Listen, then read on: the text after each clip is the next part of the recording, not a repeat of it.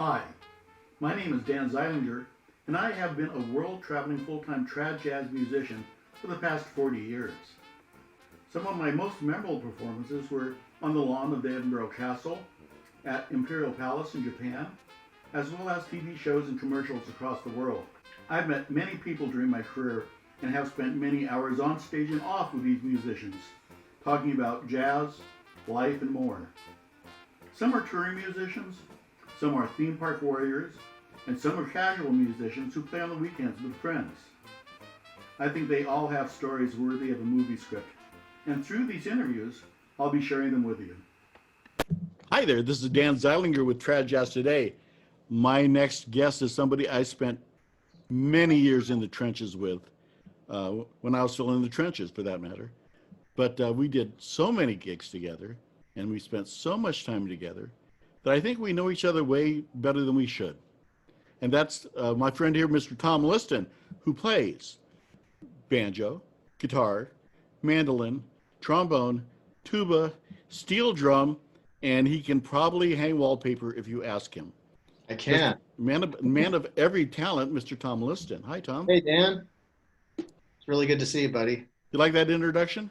Yeah. Did I leave anything out?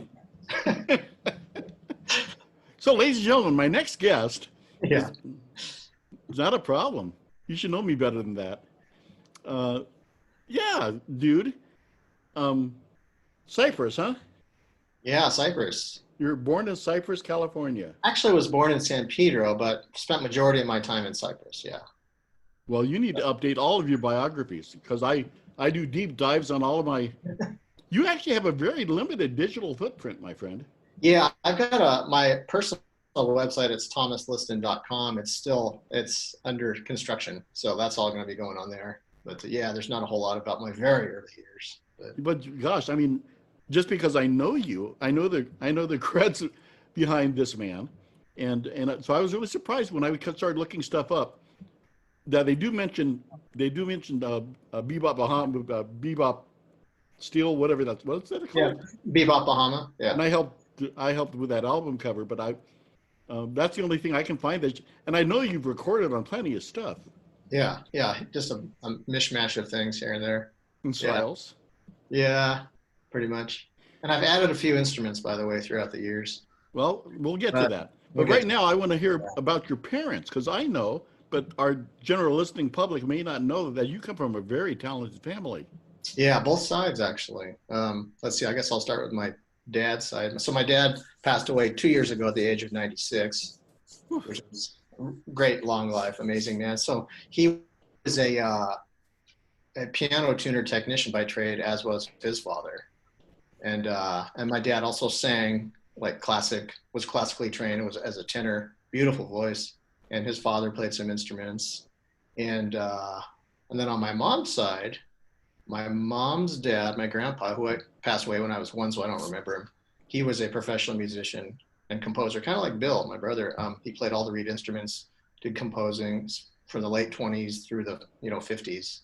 I think your brother certainly made his mark scoring and orchestrating video games and things. Yeah, he's still doing that. Yeah. You must be really proud of him. Yeah. He's become a big name in the arranging world. I know, it's kind of funny. He's 4 years older than me, but it's maybe funny to say, yeah, I'm proud of my older brother, but I am, Oh, no, you have a right to be. Yeah. Of course, that's how I met you, but let's not go there yet. Yeah. Well, then also my mom also sang with with her dads, with Anson Weeks, Ben Pollack, Russ Morgan, just here and there. She'd get invited. She had her nice kind of a Rosemary Clooney kind of a. Did she do any recording? She did a few, just kind of personal things where you would like go in and cut like a 78 or something years ago. So she did that, and her younger sister was a pianist and guitarist, had a beautiful voice. So yeah, we were just around music. Well, I had a chance to meet both of them, and just great people. Always very kind to me and supportive of the entire family. Yeah, the support thing was great. It's like they introduced all three of us. My other brother Jim, by the way, was a trumpet player up till about he was 18 or 19. Really good lead trumpet player in high school, and so we each picked different instruments, growing up. Then he found the light and decided to make money with his life? He's a contractor. See, there you go. Yeah, he's very, very talented, very successful at it. But yeah, so we were kind of exposed early on with different instruments. My dad would worked for this music repair shop that serviced all the LA Unified School District from elementaries to colleges, you know. So there, he was out in the field tuning pianos. We'd go with him and sort of apprentice and learn about tuning pianos. And I have all his tools for that. Wow. No, that's like a whole nother subculture, isn't it? Oh, yeah, I mean, yeah. because in the band that I play with on Fridays, that Curly's band, I think 3 of the guys are piano technicians. Huh. You know, Robbie Rhodes and does it, Right. and Mike Olson is a technician. Used to be the technician for Steinway, and still does tunings for all their Yeah. big stars. I It's remember crazy. years ago, after like the DX7 was it 80 something in the early 80s, whatever, kind of was the big thing, you know, in the synth world. I remember asking my dad, I said, Dad, do you think these electronic, you know, the keyboard, the synthesizers, is this ever going to replace acoustic pianos and put you out of work and stuff? He goes, Tom, do you know how many millions of acoustic pianos there are still just in the US? I don't know what the number is, but it's staggering.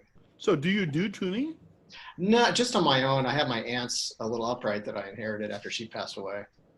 Just a few unison notes I'll hit here and there, but I have all the tools. And I used to work, I think my dad was maybe just slightly disappointed that I just wanted to be a player and not, you know, be a piano tuner, but he was fully supportive of what I did. Yeah, I've learned way too much about that because of the guys in the band that I play with. About, I had no idea it was so complex, especially the different styles of tuning and how Yeah. they stretch the upper and lower octaves in different directions depending on whether or not you're a classical or jazz guy and all this stuff. Yeah. And the whole Steinway thing, that's just being its own little sub thing, you know, every part is different, you know, than other pianos. It's crazy. Yeah. You're So glad you anyway, didn't yeah. get into it. So we were exposed to music and piano, and my dad would bring home different instruments for us to try from work. And so, yeah, Now you were always immersed in music around the house, obviously. yeah, all the time. Yeah. What was the first instrument that caught your ear? You said, well, maybe I want to play that. Drums. Yeah. So my dad, one of his friends gave me like a snare drum, some brushes to mess around on, and I was kind of like, yeah, it's okay, you know. Then took some piano lessons, and it was kind of the same. You know, it's like, yeah, you know, nothing. Neither of those really stuck. Any of my friends who say they take the piano lessons, I always ask them about their piano teacher. So tell me about your piano teacher. I can't remember her name. She was in Cyprus, but super sweet.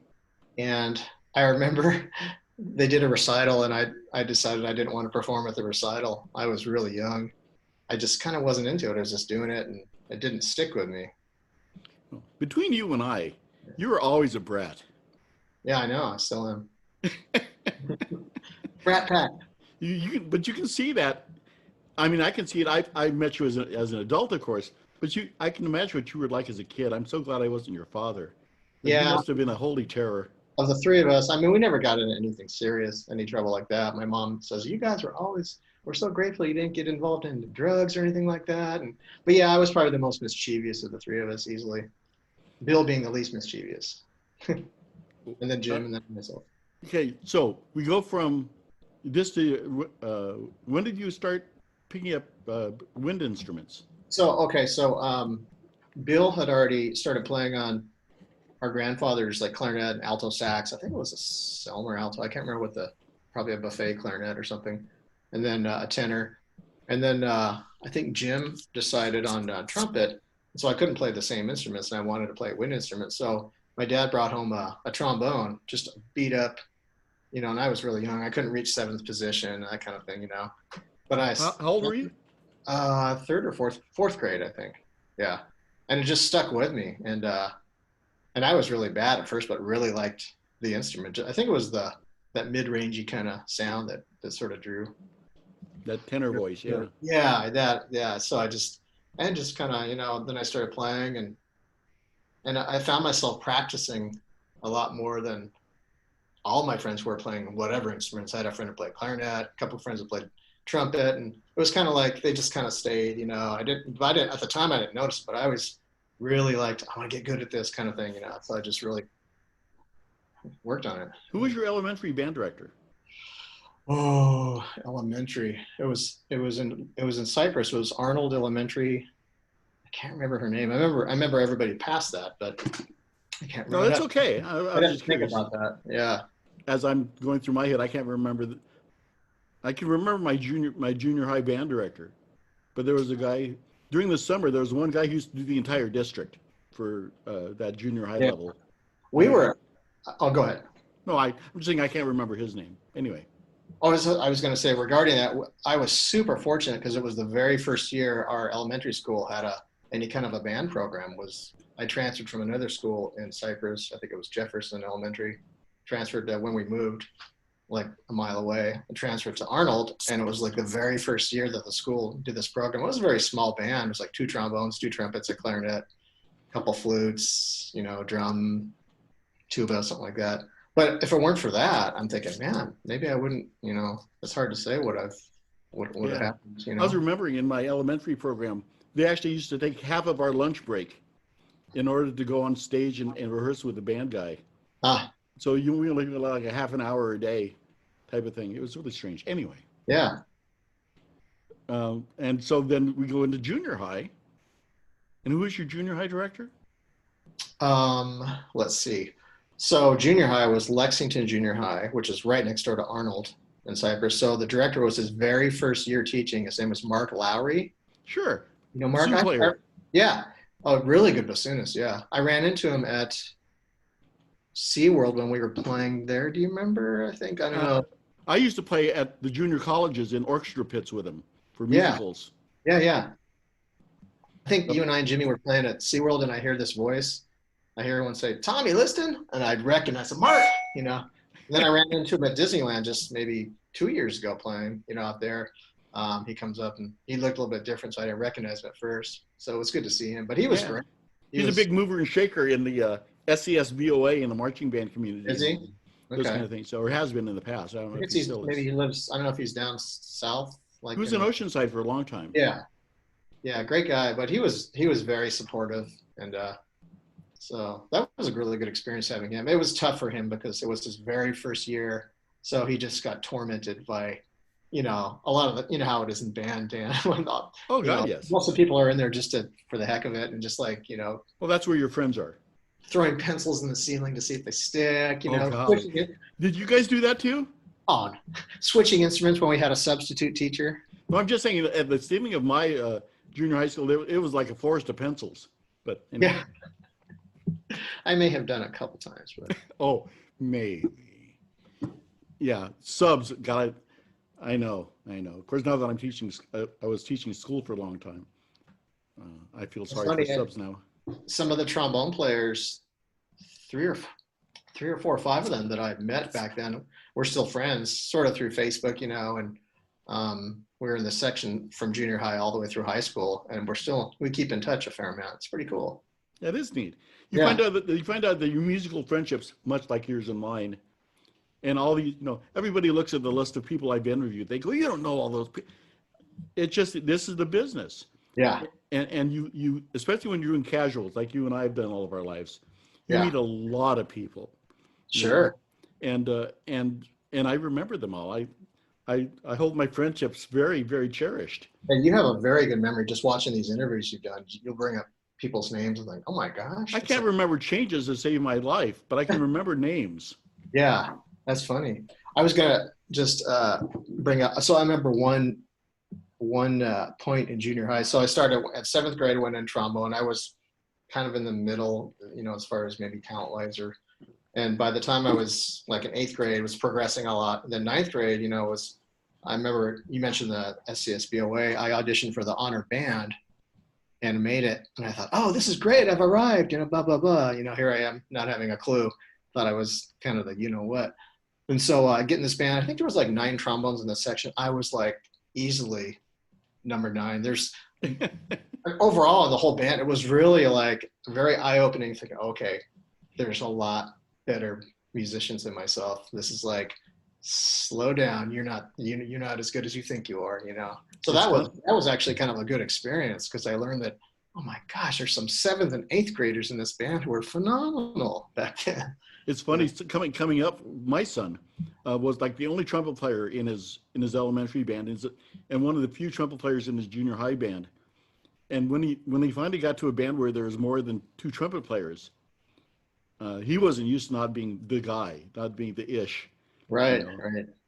So I understand. You kind of went through the same thing. You sort of went, oh. It's like you think, you got this. I mean, some ego is healthy, right? I mean, it's like you don't want to be like, but that The was trumpet like, player, you have to have an ego. oh God, yeah, yeah. You can still be nice, but you have to have that, you know. But so little is healthy, but not over the top. But yeah, that was a good experience because it showed me, oh man, okay, I got a lot of work to do, you know. So, but You anyways, remember the guys who were better than you? Any of them go on to continue to yeah, play trombone? we're still friends. A guy named Greg Samuel. Do you know Greg? No. The trombone player. He taught. I think he taught at Eagle Rock for a while. He was really good back then. We're still kind of friends. Let's see. As far as trombonists go, there's probably some other instrumentalists I'm forgetting. But yeah, there's a couple guys, several guys who were just, I don't know if they still play or not. You know, it's interesting to see how people choose or they go off on different paths. You know, after school, whatever. You know. Now, did you tell me that Wayne Nelson was your high school director? Yeah, yeah, for the first year, yeah. So I went from Mark Lowry, which Mark was great. We had actually a really good jazz band, you know, big band. And some really good players back then, and some of them still play. Good friend of mine, Phil Bardwell. I don't know if you know Phil. He still plays. He lives here in Lake Forest. Yeah. So yeah, in 10th grade, Wayne Nelson, and that was probably one of my best school years. He was a great teacher. He was really good. He was a trombonist also. Yeah. He was actually my son's teacher at his junior high. When he Oh, left Cypress, he went to Walker Junior High right. for a couple of years, and my son was there then. And Yeah. then he was followed up by Karen Zalazzo, which Ah, was also Aaron's teacher for a while. okay. Yeah. So we had Wayne for the first year. Had a really good marching band, good field show, and everything. And he was a good teacher. He was nice and tough too at the same time, which I think is a great quality in a teacher, you know. Um, but and a good player too. And then I think he switched after my 10th grade, and then we had this interim teacher who nobody really cared for too much. I don't even know if he's around still. Then we had a guy named John Biller. Do you know John? Um, John came, I don't know if he was recommended from Kurt Curtis. Do you know Kurt? Oh yeah. Larry Curtis, who just passed not too long ago, his son Kurt. So Kurt and I are really good friends. Kurt plays in a couple bands out of Disneyland, leads the Disneyland band 2 days and the Pearly band 3 days. So I think Kurt came recommended, or vice versa, recommended John. So John got the gig, super nice, great teacher. And then Kurt came over. John brought Kurt in to teach our big band in my senior year. And Kurt was awesome because he was at that point only about 4 or 5 years older than us. So it was kind of like a nice connection, you know, age-wise. It was like one of the guys kind of thing. You believed him because he wasn't an old guy. Yeah. And we had actually a great time. We had a really good trombone section. The same. Were you taking lessons yet? Yeah, I started taking lessons like, when was it? Probably, I don't know, 9th grade or 10th grade. I wrote down a list of teachers I had. I was trying to I did a little bit of homework. Oh, good boy. No, I had, yeah, some trombone teachers. Lauren Marsteller. Do you remember Lauren? Sure. His father, Robert Marsteller. Lauren was amazing. Still is. Yeah, still is. Yeah, we're friends still. I see him at the NAMM show once in a while. And Chuck Hughes took from Chuck. Roy Main, which everybody in town took from Roy Main. Anybody that still plays trombone took from Roy Main. Yeah, I'm probably missing some. How old were you when you started private lessons? I guess I probably had a private teacher back in elementary school, but I was searching my head for it. I couldn't remember any names or anything. I know I must have had, you know, someone from a music store or something that I took lessons from. I just can't remember who it was though. Yeah, that's one of the real fortunate things. People like you who have really supportive parents, big advantage you have over. I didn't have that growing up, and so I got maybe a total of 4 private lessons from different teachers all my life. You know, and so I envy you guys who actually learned your basics correctly, because I got most of my basics from drum corps, which was not a good thing. Yeah, that's a different beast. Yeah, we were fortunate. It kind of reminds me of that Malcolm Gladwell book, The Outliers, where, you know, you have all these whatever people are excellent at whatever they do, but they're exposed to it. It's around their family, you know, just so you kind of it's there to start with, so you kind of flourish, you know, normally, hopefully. No, it's well, I can attest to the fact that you're one of the most versatile and funnest musicians to work with Oh, thanks, man. that I've worked with, and we worked a lot. Oh, God. I was trying to think far back. I'm sure we'll get to that, but as far back as when we met and when we. Well, I actually met you when Bill was doing the Southern Comfort Band. Oh, right, right. Because we used to go to your house. I think I don't know why, but I ended up at your house a couple of times with the guys. And Yeah. you were a snot-nosed kid running around. Yeah. But started playing trombone. I think you may have been practicing or something. And we walked in, and like you walked around the staircase up by the front door and into the next room or something. Yeah. I mean, my memory isn't that great anymore, but I Yeah. remember, I distinctly remember you being Bill's little brother at the Yeah. time, Yeah, I was kind of always known as Bill's brother, in the music world. I was going to talk to you about that. Yeah, just because. Well, yeah, we can do it now if you want. But yeah, just because Bill was already writing big band charts and won a contest in 10th grade, and just he was like totally zoned and totally focused. Where I was focused, but I was also doing other maybe some sports things and different things like that. So Did that bother you, living in that musical no. shadow? No, we always kind of made a joke of it. It's like, oh yeah, he's my brother. I'm not his brother, Or mom loves me better. No. And so, why did Jim bow out of music? I'm not sure. He was actually he was lead trumpet player like 2 or 3 of the years in high school at Cypress. Really good. And I think he just, I don't know, he just kind of lost interest, like, I guess kind of like the Boy Scout thing. My 2 older brothers made Eagle Scout. And I made it as far as Life Scout, and I got kind of like disinterested by the time I was 17 or something. But I think by the time you're 18, you can't. That's it. You have to. Well, if you don't make OA by then you're kind of lost. Yeah. I was a scout too. Yeah. For a while, yeah, I made it to life. Did you? Yeah, life. But no farther. Yeah, so I was the black sheep. But I was in a troop full of band kids, and so we were really weird. Anyway. As band kids tend to be. But no, back to the Bill thing. No, it never bothered me. It's like it was always like I never tried to ride his coattails, and it's like, oh yeah, Bill's my brother, so that automatically means you should use me or whatever. Nah, it's just kind of like it is what it was. It's like kind of like all the families, like the Martins and the Wackermans, and there's several others who had and everybody's playing different instruments at different levels or whatever. Everybody doesn't react that way. Yeah. I know I spend a lot of these interviews talking about myself, but tough. My daughter actually stopped teaching color guards because she was tired of people walking up to her. Are you dance kid? But with Zeilinger, it's kind of hard to avoid it, Right. And so she sort of stepped away from the activity just because she couldn't handle the constant ties. Right. But, yeah, you don't hear that last name too often, do you? More and more recently, because I have a lot of relatives out of Nebraska who've now found me on Facebook.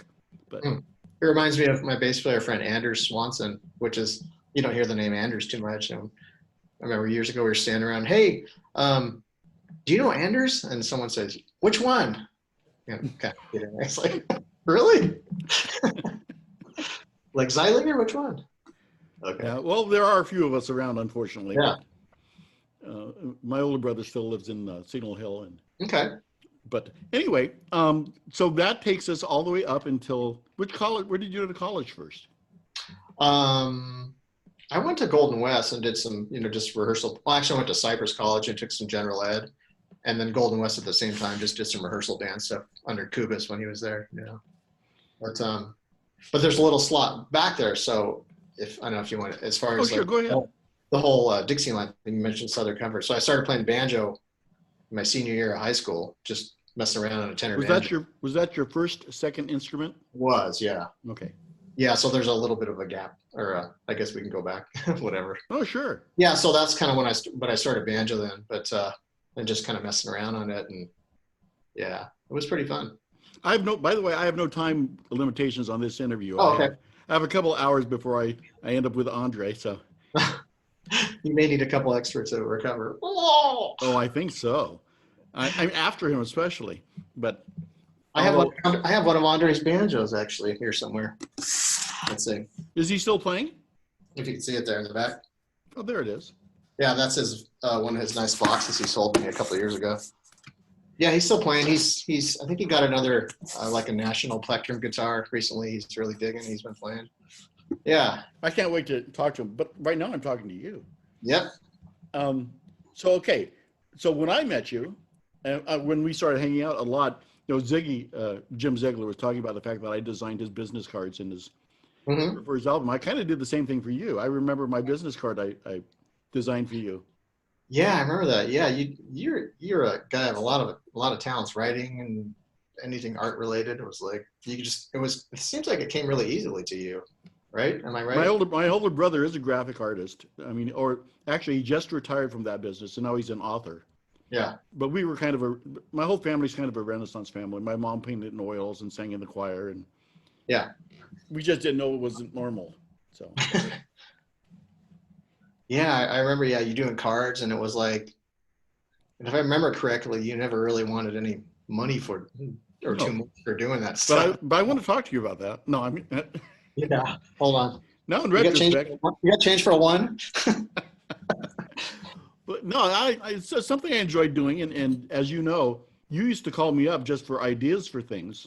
I Yeah. just have this brain that doesn't shut off, and it Yeah. annoys some people, and other people use it. So, Yeah. um, and you were one of those guys who called me and says, "Dan, I'm going to do this album, and I was wondering if you had an idea for a title or for a picture." Or Yeah.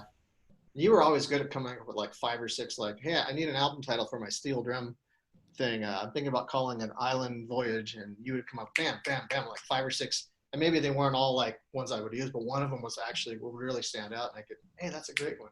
So you'd be yeah, like the ultimate comedy writer or skit writer. well, I've been accused of that. Actually, I wrote for Westy for a while, and Mm-hmm. I've written for Doug Maddox for a little bit. So I've done some writing, but it's kind of interesting. It's in one of the other themes that goes through this. Andre is a good person. Dick Hardwick. There are a lot of comedians who come out of this style also.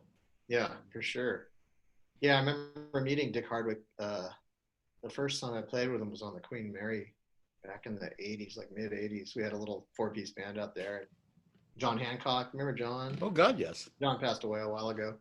I didn't know Um, that. yeah, great guy. So he was playing washboard. Then the Aranda brothers, Pat and John, tuba. Pat played tuba as a double, and then John played trumpet.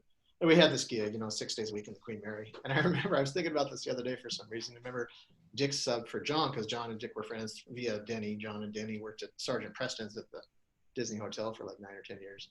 And so I had heard of Dick, and he came out and played. And what just a natural musician, just Oh like yeah. even on the washboard, just like.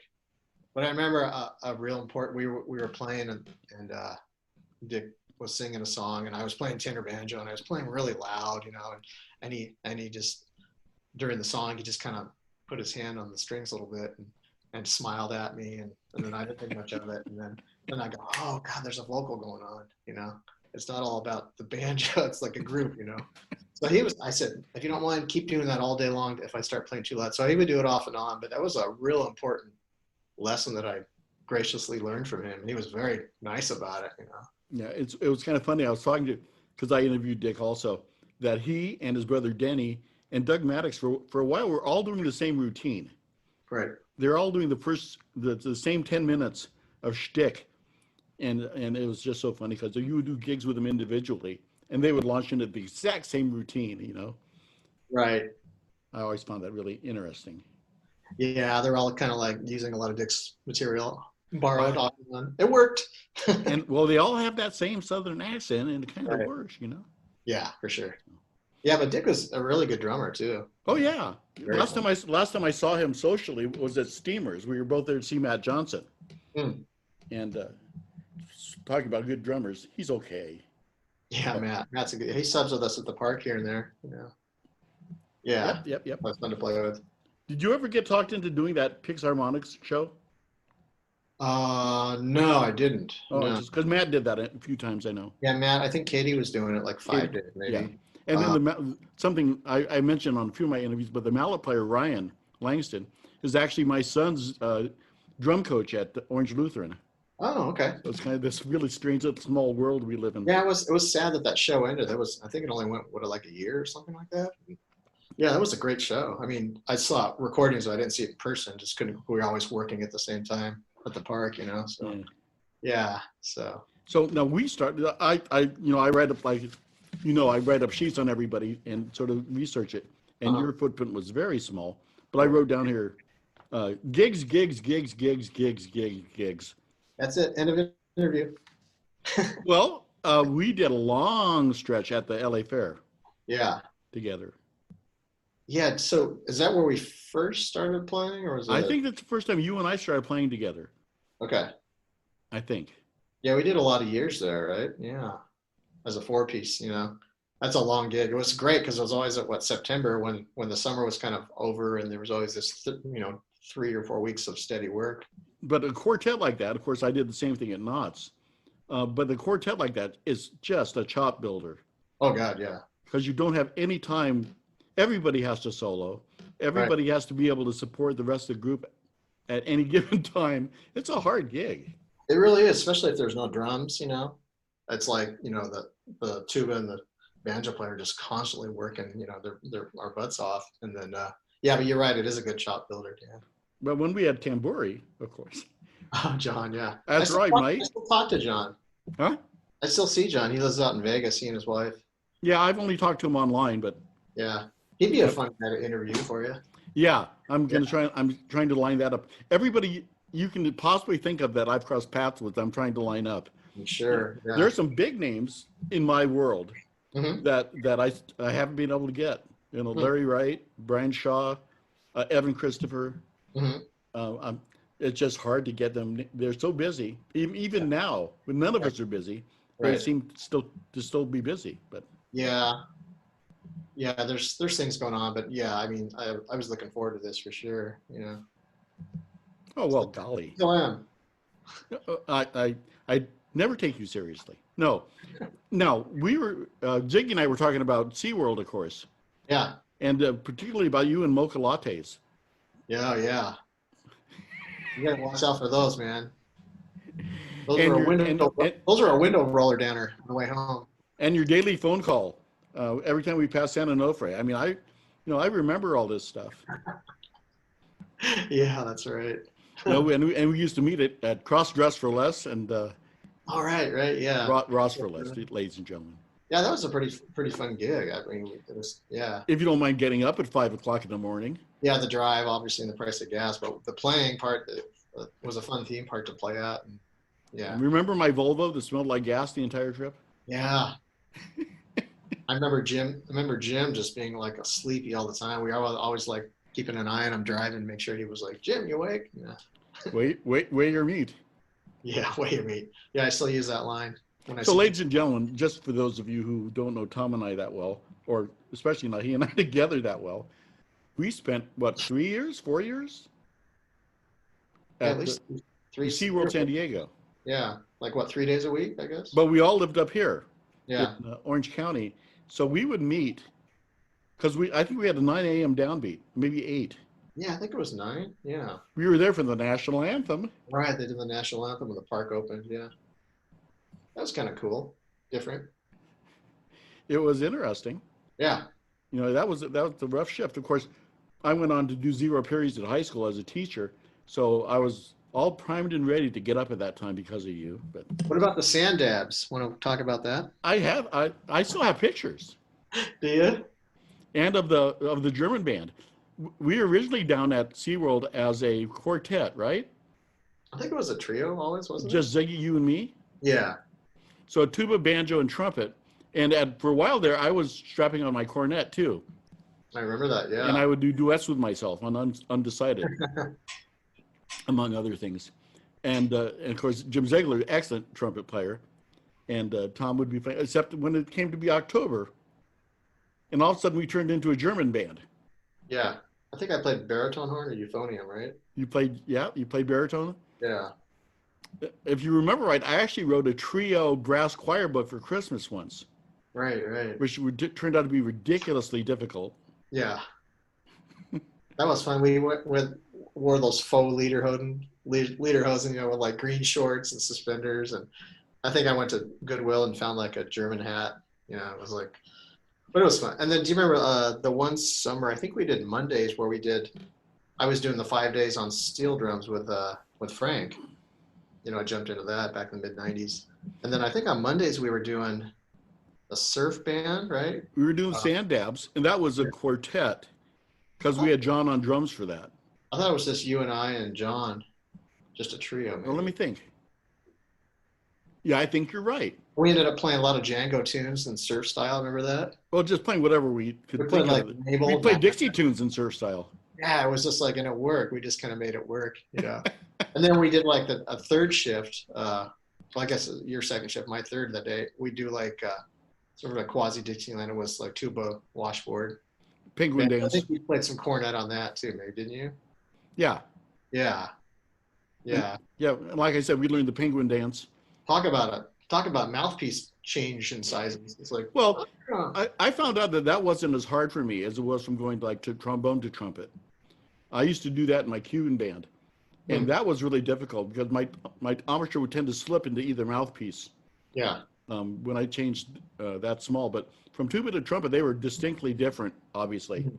So I didn't have as much problem as you would think with that. That's one thing I was just amazed, among other a whole list of things about Dan Barrett, how he can just like go from cornet to trombone and just never miss a note, never miss a change, and be a poet on the instruments, and just. Yeah, he's actually become quite well known for his cornet playing in the last 10 or 15 years. I think he might have started on cornet. Was the very first. Well, I don't know. I'll have to go back to my interview and check because I thought, maybe I'm thinking. He actually toyed with tenor sax for a while too.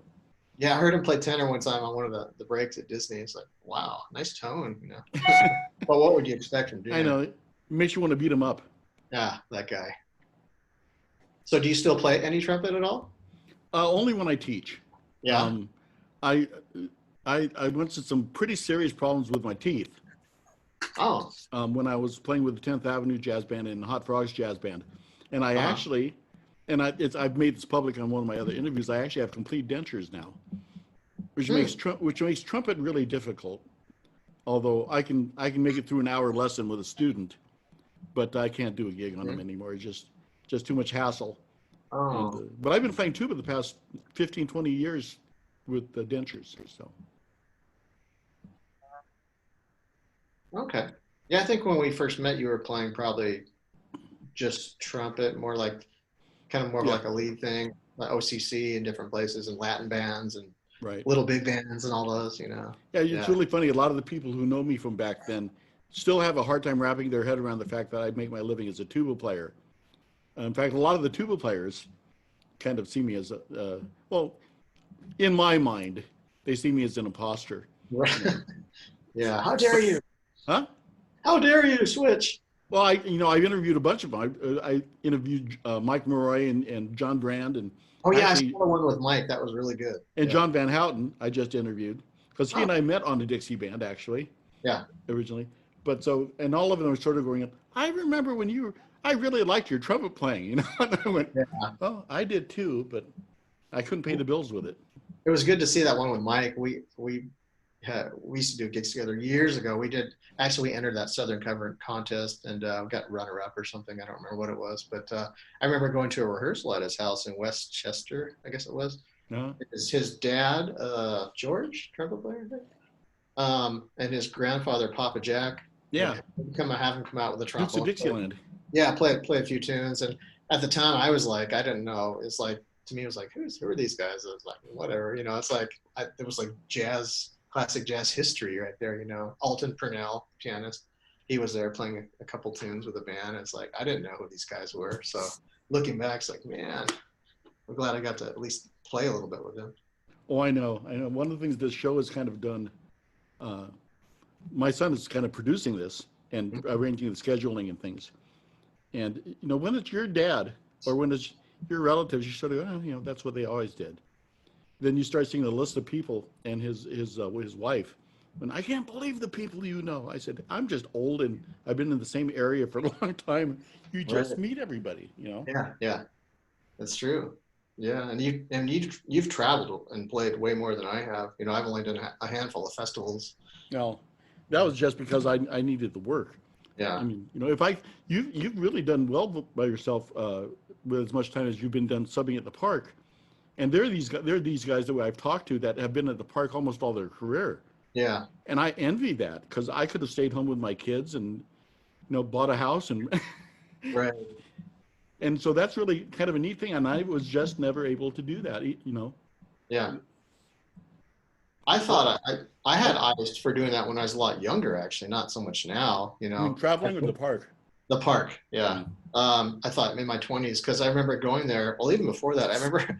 I guess we'll probably get to that anyways. But talking about Disney, and I remember going there and seeing. I was probably in junior high or high school playing trombone. I remember seeing that show in the Horseshoe, but I guess probably Westy. It was a Westy and John. Yeah. I remember seeing. I didn't know at the time, but it was Sonny Helmer playing trombone with his leg, Right. and I thought, oh my God, what's he doing? This is hilarious, you know. I'm thinking, Chugging the Coke on his head. yeah, it's like and all this stuff and these guys were just having so much fun. And then I go see like another band there. It's like, oh my gosh. So I think in my 20s I had more eyes for doing it full time, and then that just kind of never happened, you know, until 7-8 years ago. God, when you and I were hanging, man, and I mean this in a great way. You're such a hustler. I mean, you were responsible for a good chunk of my work for maybe 20 years. You know. Yeah, I guess the reason why it wasn't so much just the bread, it was just like I just felt like I didn't want to rely on just waiting for the phone to call. I wanted to like try to maintain that balance of business and artist kind of thing, which is I've always tried to do that. It's like do as much business as you have to or need to, and then because if you have one that's if you're just an artist, then you have to have somebody manage you or whatever, and vice As you versa. know, and I brought it up before on this show, there are so many ultra talented people who are waiting for the phone to ring, and they end up, selling knives or something because they're not getting any gigs. And you're Right. a great example of somebody who's not only very talented, but created your own work and work for a lot of us. Thank you. Appreciate that. Well, I appreciate it, and so do all the musicians that have worked for you. Yeah, thanks. And I always try to like tried. I don't know if I've always done it, but I always tried to be like as cool of a leader as I can be and easygoing. Not, when I was younger, I think I was a little more anal about things, but as you mature and everything, it's like, yeah, man, I got this gig Friday. Hope you can make it. Blah, blah, blah. Just kind of Yeah. take care of business, but don't go over the top with it. Well, it's funny because, as you know, I have a habit of being ridiculously early to gigs. In fact, you used to joke about it that I would get there an hour early and try to seal the gig, which of course I wasn't doing. But as somebody who booked a lot of gigs personally, I appreciate leaders that have their stuff together. Yeah. And I try not to disappoint them. So I try to show up on time, not argue with them, do my job, dress correctly, don't hit on their girlfriends, Yeah. Yeah. little Right. things, Yeah. which a lot of musicians don't follow that kind of credo. Yeah. Yeah. I have several friends who are like excellent at that. Frank Fakinos, you probably remember Frank. He did the fair with us, I think, a little bit. Yeah, I may even call him up and see if he wants to do this. Yeah, I'm sure he would. So I started playing steel drums, steel pans because of Frank, back in the mid 90s. And But he went through that Long Beach program where he learned it, right? yeah, exactly. Yeah. So, yeah, he's really good about details on gigs, and you never have a question, Um, As opposed to working for Gary Hogan, you mean? Oh, Gary's like, hey, Tom, I saw Gary actually. We still keep in touch a bit. I You didn't got to realize get, he was still around. you got to get, yeah, he's still down in Laguna. You got to interview that guy, man. Oh, gosh, yes. Yeah, Make sure to email me his number. I will. Yeah.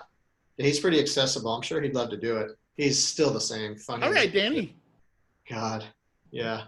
I met him down there last summer in Laguna. He hangs out at the same coffee place, Laguna Coffee Company. I met down there for an hour, and we were talking and catching up. He's great. Is he Yeah. still playing? He plays a little bit. Because he was playing bass for a while. Yeah, bass, and he had that little pocket trumpet. Remember that thing, the Jupiter horn? Oh, yeah, I spent my time with, Yeah, what did he call the group? Lagunatics or The Laguna. Lagunatics. Yeah. I was thinking I was down there for maybe 3 or 4 summers with you. Oh, the Sawdust Festival there. Yeah, yeah, yeah. He's a good guy. But so where were we going with this? I can't remember. Leaders. It doesn't matter. It doesn't matter. This is just discussion. Yeah. I'm just catching up with old friends. I'm not trying to necessarily stick to a format. Right. But yeah, so yeah, but the leading thing, like as far as the hustling thing, yeah, I just felt like, man, I want to like sort of be in charge of my own destiny and career, not just waiting and relying. And you're gonna get calls and stuff, but it's like, I think Gary's had some quote. He goes, what happens to, what did he say? You know what happens to somebody who doesn't something, nothing, or whatever it was, it was one of those things. So, I'll never forget Gary pulling his chair up to a buffet. That was always a good thing. oh my gosh. Yeah, thinking it was just fine. Yeah, funny stuff. We have some eclectic friends. I won't talk about the gig I did at the Beverly Hills Tennis Club with you and the Randas, but Oh, you got to ask, and ask Andre. Andre about that later. Oh my gosh. It's burned in my memory. Yeah. You can't forget some of those things. It's funny how some of the gigs you think we would remember, like, oh yeah, remember that gig and we had so and so playing on it. The music was incredible. A lot of times it's like, remember that wedding gig and they had those great shrimp hors d'oeuvres? Yes. It's like you remember things like, remember that what happened with Andre on that gig? And oh yeah, we played well too. But I mean, the last time I called you for something was that we did a little junior high thing in Orange with Larry Wright and Brian. oh yeah, yeah, And it was just a quartet. yeah, And talk about something where the music was excellent and yet the guys didn't get along. yeah, You know, yeah. that's one of the running themes in some of my discussions, that my favorite musicians could never work together. Right. Yeah, that's always been a thing. And then you have the other guys like I think I'm in that group like myself, Rusty, you, who Well, all they're warriors. yeah, yeah, just like yeah, in the trenches. We just no matter what the gig is, we just make it work and hopefully play well and Yeah, Rusty always used to talk about, if you hit a nail long enough, you become a carpenter. yeah, And I always say, well, if you pound nails enough, you're going to hit your thumb on occasion. But anyway, yeah. yeah, I can't get Rusty to give me an interview either, by the way. Oh yeah. He's now doing day trading, I guess, and he's stopped playing. Oh, he stopped playing. That's what he told me, that he hasn't played. Well, we've been on furlough from Disneyland since March. But I actually got in contact with him and exchanged a couple of emails, and he just said, I'm fine here at home with Tash, and so. yeah, But I understand that. I have some actually, just to bounce this off you, since we're talking, I have a few of my friends that I've tried to get interviewed that I've realized they're musicians because they don't like to talk, that they can't express themselves through words. That's why they're musicians, because yeah, their being comes out through the horn, and they're not communicative otherwise. right. Yeah, some people just even like in this, they probably don't feel comfortable just having a sit down, with an old friend, Well, whatever it is. but I understand that, kind of like the interview I had with Brad. There's so much subtext going on during our interview. It's, we spent lots of time together, and like anything, like Brad and I, you almost become like an old married couple where you love them terribly, but you just don't really like them that much sometimes, and it's come some time being spent. Yeah. Now, you subbed for me at Knott's a few times, didn't you? Or you subbed on that gig? Yeah, subbed on. Still have it somewhere, an old sousaphone, an old Reynolds, super heavy tank sousaphone. Then I started subbing for Brad out there a little bit, and yeah, it was fun. So we didn't talk that much about the Sandblasters, of course, but or Sanddabs rather. Yeah, that one was the Sanddabs. The Knott's Berry Farm was the Sandblasters. All sand. Somehow I ended up in surf bands at both places. I don't know how that happened, but yeah, maybe. Yeah. I still have my Fender, so. Do you? Yeah. I haven't played it so much, but. Yeah, that was fun. I like the way we did just playing jazz tunes in that style. It was, whatever Dixie tunes or just like whatever real book tunes, jazz standards. Also, for those of you out there that don't know Tom that well, this man has played bebop tunes on his steel drum. He learned how to play his steel drum when Frank Fakinas approached him to do some duet work and stuff, right? Duo work? Right. Yeah. He called me up, like, I guess it was 95 or something like that, about playing guitar with him, because I didn't know what steel pan was. I just heard it on the cruise ship commercials, whatever. So he came over to my condo and played a little bit, and I go, wow, this is a really interesting instrument. So we started doing some gigs, and I found a steel pan a friend of his had for sale, so I bought it, and got the sequencer, started doing tracks, and I'm not kidding. I was probably 2 or 3 weeks after I got it. I think we got the SeaWorld gig doing the steel drum thing, and I started bringing a guitar to it, and then bringing the steel pan. And after a couple weeks into the gig, I just started playing steel pan and no guitar, and that kind of launched, just a bunch of stuff on the steel pans for me. It's funny, you got a Greek and a white guy playing Jamaican music. It's just I know, yeah, Caribbean, go figure. Yeah, it was a lot of fun. I still play it. I actually do. Does Frank still play? Yeah, he's in Greece right now with his girlfriend, just hanging out there still. But he travels a lot. He still plays, yeah. Yeah, he used to actually go to the islands, right, to pick up drums, to go buy drums. Yeah, he's been down to Trinidad and Tobago a couple times. Have you done that yet? I haven't. No, it's kind of a travesty, Dan. I've never been to New Orleans and never been to the Caribbean. Here I am playing those are the two main styles of music I play. Like that's just wrong, isn't it? Well, think about the fact that a lot of the Tin Pan Alley guys were Jewish guys in New York writing things about Casablanca and Africa and Right. Japanese Sandman. Yeah. There are these old Jewish guys in New York writing these tunes that they've Right. never visited. So Just cranking out tunes. Yeah, I know. But I'll get there one day. have you written some original stuff? I don't know that about you. Yeah, so I did so that Bebop Bahama, that was the third CD I did. I've done 4 steel drum CDs. The first one was all cover tunes, like some Belafonte stuff and some other Calypso tunes. And when CDs were still Red Wine, yeah. Yeah, that kind of thing.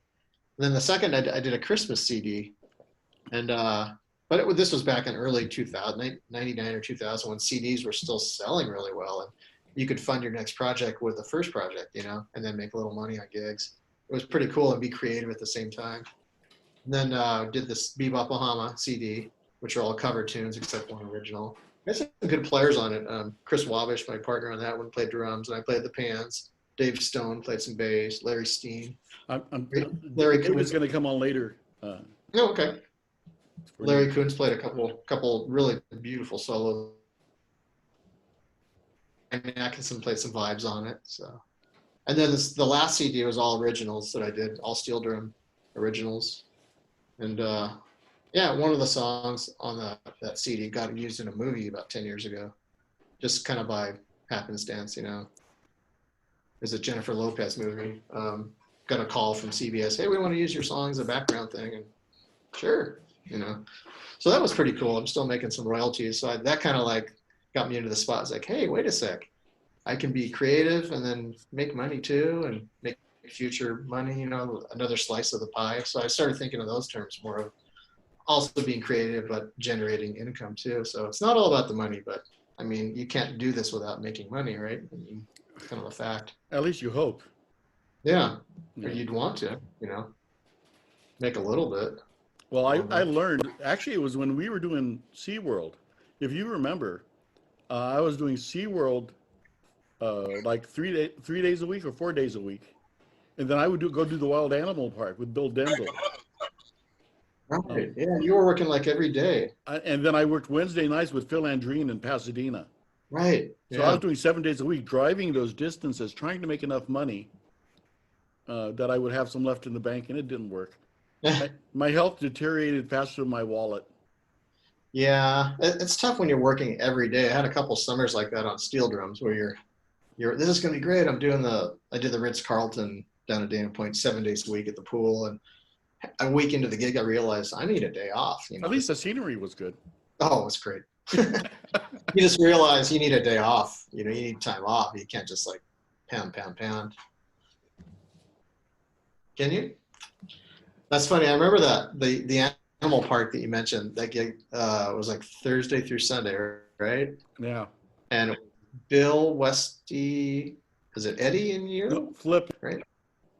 Okay. It was Flip, Bill, Westy, and me. And Eddie Harrison would occasionally come out and do a couple of days or something, right? Yeah.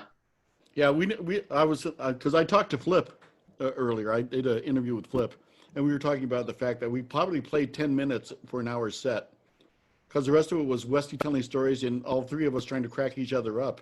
Right. you know, and barely got enough playing in. So, I remember one of the funniest things I ever saw. It was like, I mean, you could probably include him in any story that's super funny. Was Westy was playing trombone, Rusty was subbing, and I was playing tuba or banjo. I don't remember. And then someone else was there.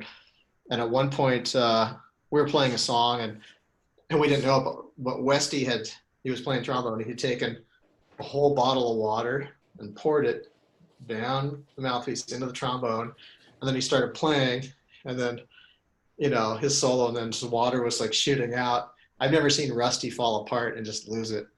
yeah, And, you know, that started, we were actually doing a misbehaving job in Palm Springs. And he was up on the mic talking, and Brian Shaw took a pitcher of water and filled up his horn behind him, and he didn't know it. ah, And he turned around and picked up the horn, and he could feel the weight. And he looks at Brian, and he looks at me, and he sprays the audience. wow, It was one of the funniest things I ever saw, and it was hot. It was like 110 in Palm right. Springs, so they didn't really mind. But I anyway, remember that's that. where that started. Yeah, that was just funny. Yeah, but I remember that gig. I think that was the first time I heard Eddie Erickson play and sing, and I thought, oh my gosh, nobody sings like that I know of. No, And no, and he every time he plays the banjo, it's like it sounds a little bit different. It's like he's creating. It's like and that's what I want to be like. it's so I don't want to say it's so natural, but it's so organic. Yeah, His singing and playing and the combination of all of this just happens. You know, right. it's amazing. He's an amazing guy. I'm also trying to line him up. Like I Yeah, said, anybody you can think of that I played with, I'm trying to line up still. right. But yeah, amazing guys. These are all amazing people that we've had a chance to work with. Oh my gosh, yeah. You know, including you, by the way. Oh, My time spent with you is what makes me smile. Sometimes I was talking to Ziggy. If you saw that one, I was talking about how I lost my entire Louis Armstrong cassette set to Gender Check. What was her name? There was one employee at oh, SeaWorld right. that I lent my entire cassette, Right. CBS cassette, or cassette collection, and never got it back. That witch. Oh, anyway. Her. Yeah. Maybe you'll see it on eBay and you can buy it back. Oh, well, yeah, you know. No, I was going to say, Dan, you mentioned all those gigs, and they were all like every day was fun. That's the thing about them. It's like even though it was a bit of drudgery getting up at 5 or 5:30 and driving down there, by the time we settled in and started doing the gig and taking breaks and hanging out, it was actually a lot of fun. There's always Oh, absolutely. to talk about, you know.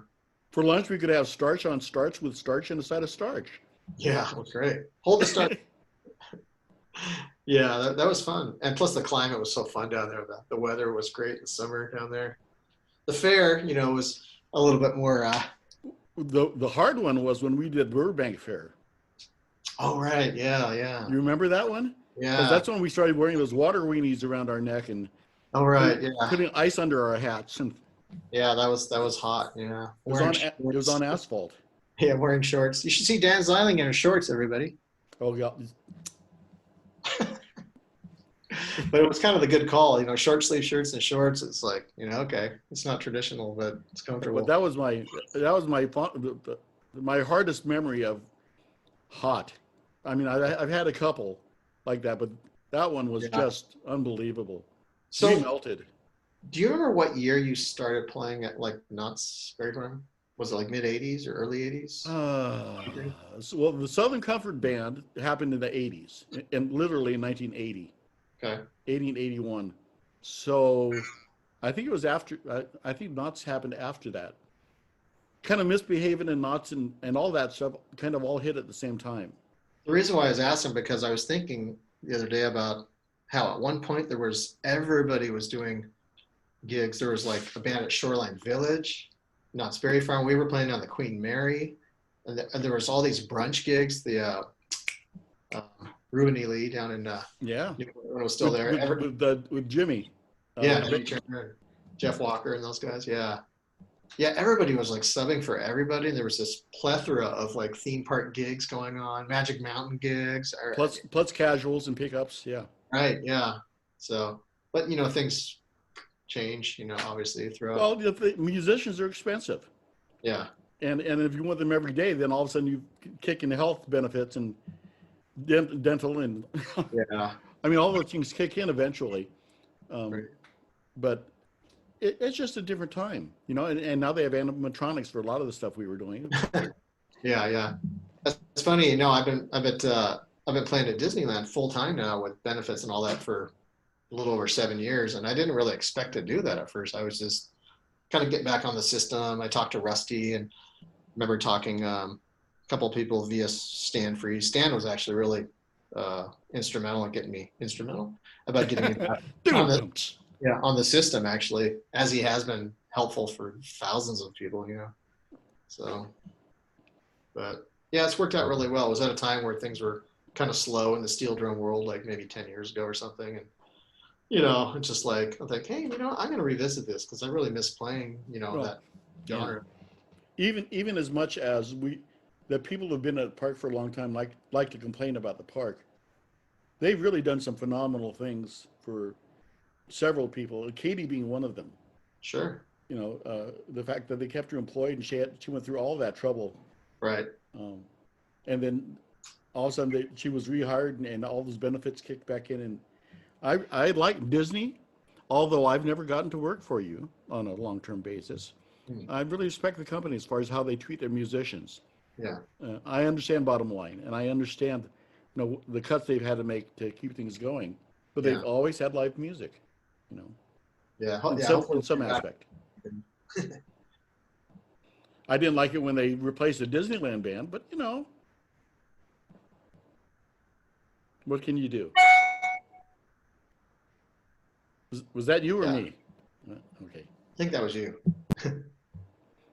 So anyway, Tom, this has been fun, and it should be not. I hope Yeah. it's not this long before we communicate again. How's Isabel doing? She's doing well, thanks. Yeah, really well. She's going to Cal State Long Beach. She's this semester starting in a few weeks is going to be online, but hopefully they'll go live, you know, next semester. But she's in her senior year, studying fashion merchandising. Yeah. Um, I know I still stalk you guys on your Facebooks, Oh yeah. but that's just because I care about you and want to make sure that everything's doing well. You know. No, I know. Oh, Tommy, it's been fun. I'm going to Yeah. let you go now and get to your lunch or whatever. And I got a gig. Wait, what? you just tell me when. I'm there. I still, you know, before March, I was still playing every Friday night down at Long Beach or Signal Hill actually. But that was that's to keep my chops up, and that's turned into a really fun job. Yeah. Robbie Rhodes, who was the original piano player with like South Frisco, and a lot of these guys who are legends have come through that gig now. So Right. it's nice. Yeah, CJ has asked me to play a couple times. I haven't been able to make it because of playing at Disneyland, you know. Well, we can fix that. We're just hoping that we're not sure what the fate of the restaurant is right now. Right. So we all have everything crossed. Yeah. I think an old high school friend of mine and her ex-husband used to own or have a part stake in that Curly's restaurant years ago. Not anymore. But It's changed a lot of hands, however. But you know what saves it is it has those 2 oil wells in the parking lot, and the owners of the restaurant own that land, so they've got 2 oil pumps out there. ah, So that kind of helps, although it gets noisy sometimes. yeah. All I right, think my Tommy. connection. That's all right. It's about time for me to go, and I just wanted to let you know that you're always in my thoughts. And Oh, thanks, Dan. I'm glad to see Take that care. you're well and that your daughter's being successful. I Yeah, haven't seen her since everything's she was going an great. infant. Yeah, it's been a long time. Yeah, she's doing well. Thanks. I I'll tell her I you talked to Jimmy said hello. Ziegler about. I wondered if he ever repaired his straw hat when his kid stood on his hat. Remember that? All right. Yeah. You just kept standing on my hat. Like I said, I can't remember changes, but everything that's unimportant is locked in here. Everything in between. All right, Tommy. Thanks, Dan. This has been Take care. great. Please stay in touch.